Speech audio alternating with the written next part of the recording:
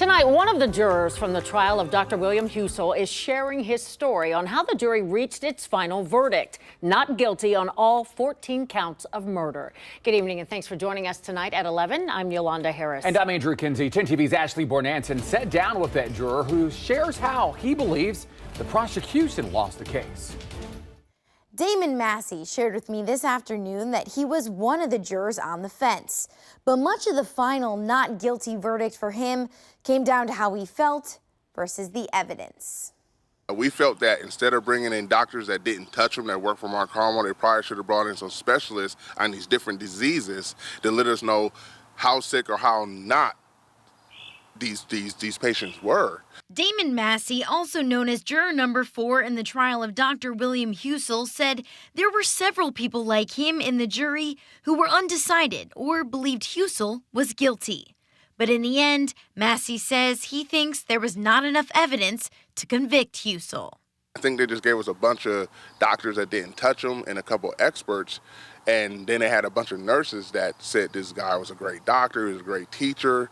So how can you prove intent with, that lack of evidence? Massey said the jury would have liked to have heard testimony from doctors who could have explained how critically ill these patients were. If we would have knew exactly how sick they were with these diseases, maybe that could have helped us out a little bit more versus a bunch of doctors who didn't even see these patients, don't even know what they look like. I asked Massey how the large number of 14 patients who died played into the jury's deliberations. What that showed us was he wasn't hiding it. He wasn't doing nothing in darkness.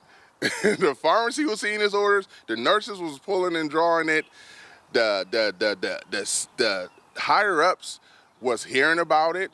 Massey said he thinks the over 50 prosecution witnesses may have hurt the prosecution's case more than it helped. Defense gotta love that, because you're going through 53 witnesses and you're losing the focus of what the case is. Massey says the jury felt the dosage was high, but the ultimate not guilty verdict came down to evidence and not the jury's feelings. You can't send a man to prison off of what you feel inside, because what you feel and what the law is two different things. Though a verdict was reached, Massey says the jurors know not everyone was happy with the verdict. It was a sigh of relief, but we walked into that room knowing that some people was going to love us and some people was going to hate us.